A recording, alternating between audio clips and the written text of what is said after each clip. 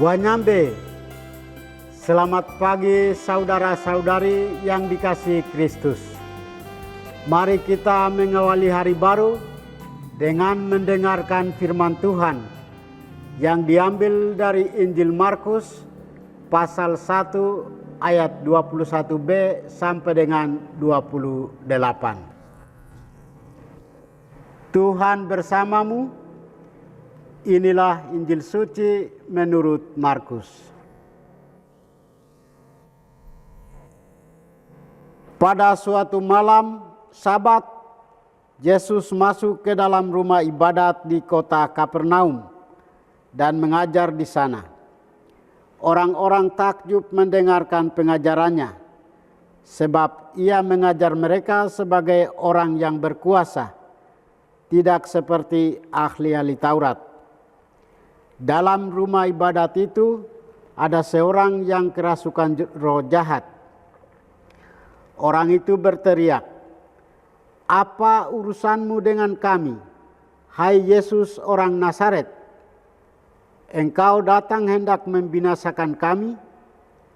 Aku tahu siapa engkau, yakni yang kudus dari Allah." Tetapi Yesus menghardiknya, katanya, "Diam, keluarlah daripadanya." Roh jahat itu mengguncang-guncang orang itu, dan sambil menjerit dengan suara nyaring, ia keluar daripadanya.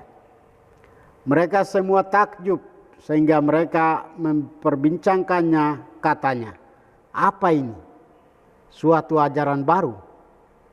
Guru ini berkata-kata dengan kuasa. Roh-roh jahat pun ia perintah, dan mereka taat kepadanya."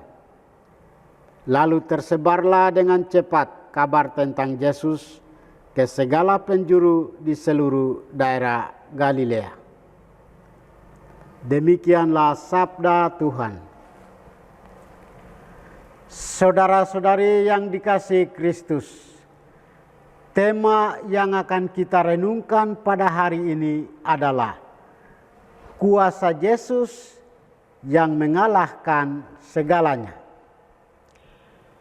Dalam bacaan Injil hari ini, kita menyaksikan kuasa Yesus ketika mengusir setan yang merasuki orang.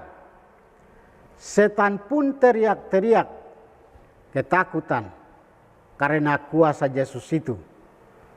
Roh jahat atau setan itu berteriak, "Apa urusanmu dengan kami, hai Yesus orang Nazaret? Engkau datang hendak membinasakan kami? Aku tahu siapa engkau, yang kudus dari Allah." Benar, kuasa Yesus lebih hebat daripada kuasa setan. Kata-kata Yesus lebih berkuasa daripada kata-kata setan. Maka Yesus berkata, "Diam, keluarlah daripadanya."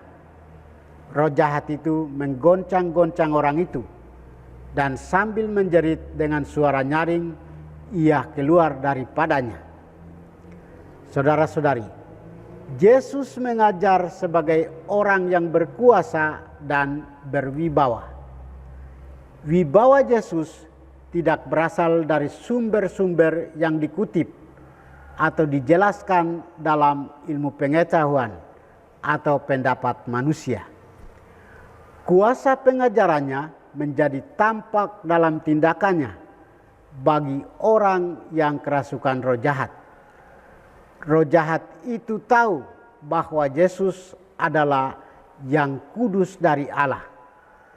Akan tetapi dia menentang Yesus juga.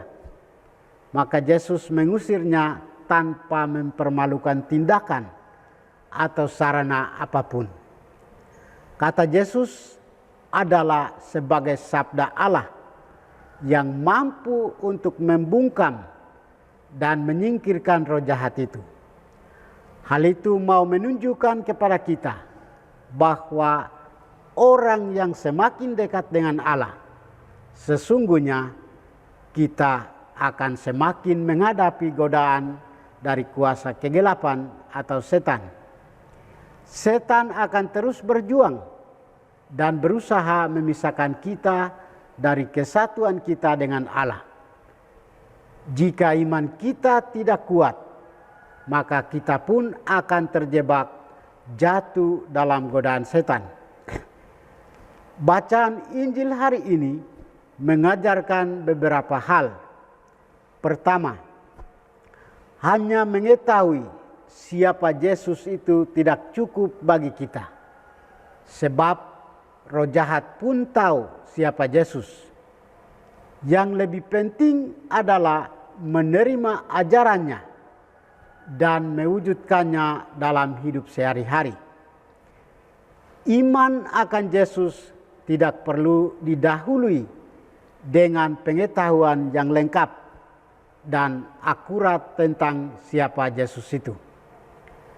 Kedua, kuasa Yesus bekerja dalam hidup kita.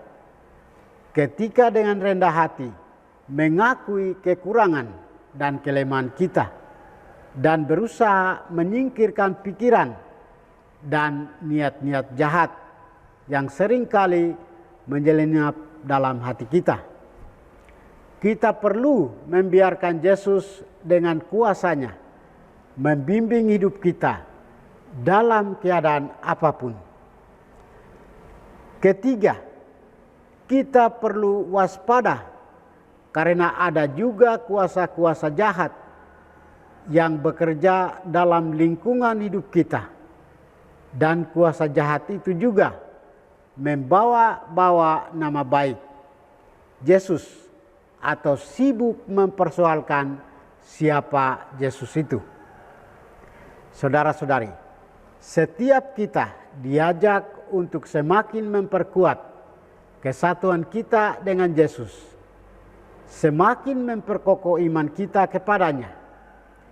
Kita menimba kekuatan darinya dan berdoa dan beriman. Percayalah bahwa semakin kita beriman kepadanya dengan tulus, semakin kuatlah kita menghadapi dan mengalahkan godaan setan itu. Tuhan memberkati kita. Marilah kita berdoa. Tuhan, pagi ini kembali kami naikkan syukur dan permohonan. Terima kasih sudah menjaga kami saat tidur maupun bangun. Terima kasih untuk udara sejuk dan segar pagi ini. Bukalah mata hati kami, mampukan kami memandang kemurahan dan karya-Mu, serta memuji dan memuliakan-Mu melalui pekerjaan dan pelayanan kami hari ini. Bimbinglah kami selalu untuk menyadari kesalahan kami dan bertobat, sehingga kami sungguh rendah hati, mau membuka hati, dan siap menerima rahmat-Mu yang tinggal dalam hati kami. Kristus terang dunia, berkatilah keluarga kami, jadikanlah kami alat kasih-Mu, dan pantaskanlah kami menjadi hamba-Mu yang setia. Demi Kristus Tuhan dan pengantara kami.